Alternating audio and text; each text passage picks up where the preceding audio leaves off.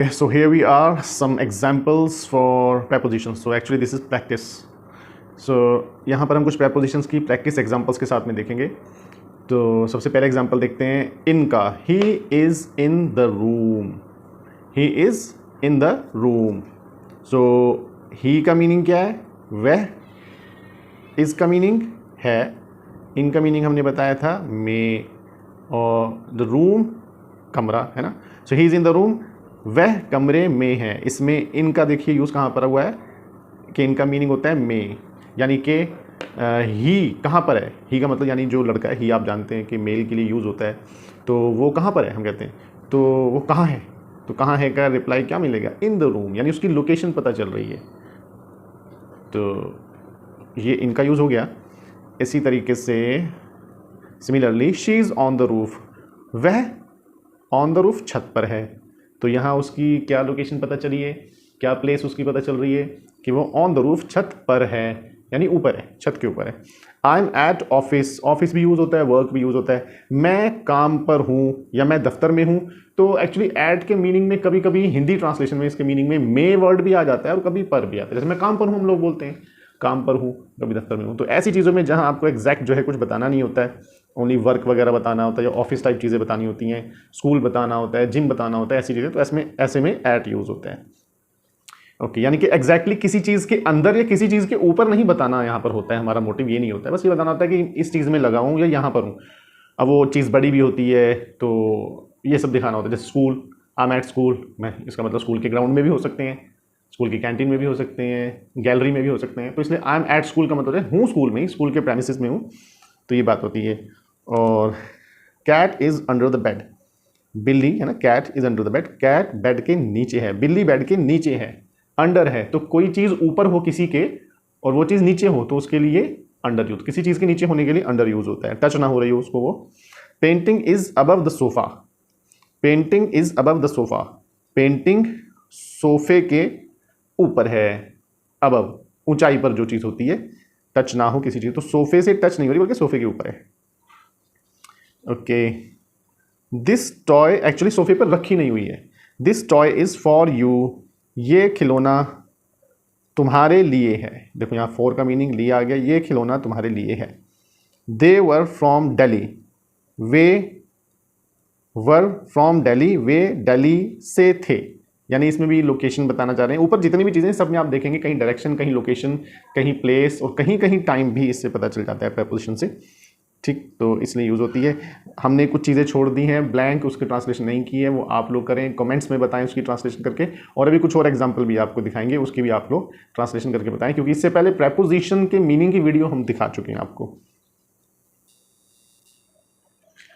तो my home is by the bus stop. By का meaning हमने तक भी बताया है, से भी बताया, द्वारा जरी बताया और पास भी बताया. यहाँ पे पास ज़्यादा सूट कर रहा है. मेरा घर बस स्टॉप के पास है, नज़दीक है, by the bus stop. July is before August. तो बिफोर का मीनिंग हमने पहले भी बताया, सामने यहाँ पहले सूट करेगा. December is after November. December November. The December is after November. After का मीनिंग हमने बाद भी बताया है ना, पीछे भी बताया है. तो यहाँ पर बाद में ज़्यादा सूट करेगा, बाद. आपको ये सब ट्रांसलेशन हमें कमेंट सेक्शन में करके बतानी है, इसलिए हमने बैंक छोड़ी है. So it is 10 to 5. Time वगैरह मेंशन करने के लिए जो इसका जो तरीका है, जो इसका मेथड और वे है, वो यही है कि इट से स्टार्ट होता है टाइम वगैरह. आगे इसकी वीडियोस और भी आएंगी कि टाइम के लिए इट यूज़ होता है, डेज़ के लिए या डेट्स के लिए, इस तरीके से वो आपको आगे वाली वीडियोस में मिलेगा. It is 10 to 5 o'clock. तो 5 बजने में 10 मिनट बचे हैं, बाकी हैं, यानी 5 तक पहुंचने में अभी 10 मिनट्स बचे. तो एक्चुअली ये भी एक तरीके से लोकेशन या ये कह लो कि डायरेक्शन या एक point of time, point in time बल्कि बताना चाहता है ना. टाइम में एक स्पेसिफिक क्या पॉइंट है, किस पॉइंट पर टाइम अभी पहुंच चुका है और कितने, एक स्पेसिफिक पॉइंट तक पहुंचने में कितना टाइम बचा है. तो एक तरीके से क्लॉक की दूरी कह लो या टाइम की दूरी कह लो, ये भी एक तरीके से आपको डायरेक्शन, लोकेशन या डिस्टेंस वगैरह ही बता रहा है. प्रेपोजिशन का यही काम है. कव was behind the wall.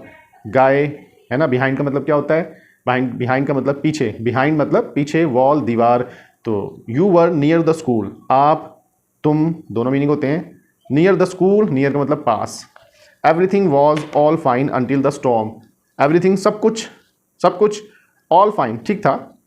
Until का मतलब होता है तक. अंटिल का मीनिंग भी तक होता है, और स्टॉर्म का मतलब होता है तूफान, यानी तूफान से, तूफान के आने तक। एक तरीके से आने का वर्ड यहाँ पे नहीं दिख रहा, लेकिन मतलब ये होता है अंटिल द स्टॉर्म, तूफान से पहले।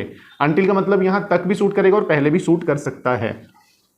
सो Aman was there within 10 मिनट्स, अमन वहाँ विद इन 10 मिनट्स, 10 मिनट के अंदर अंदर। विद इन का मीनिंग हमने आपको बताया था अंदर अंदर। तो ये सब आपको कंप्लीट करके सेंटेंस कमेंट करने हैं।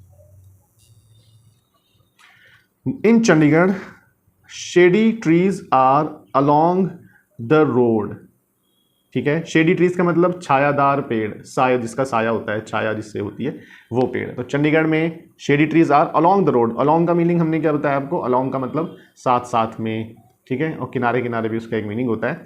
इसी तरीके से trees are along the roads in Chandigarh, आप ऐसा भी कह सकते हैं कि पेड़ are along the roads, roads के साथ साथ, किनारे किनारे, इन चंडीगढ़, चंडीगढ़ में। सेंटेंस ठीक करके आप बताएंगे लिखकर।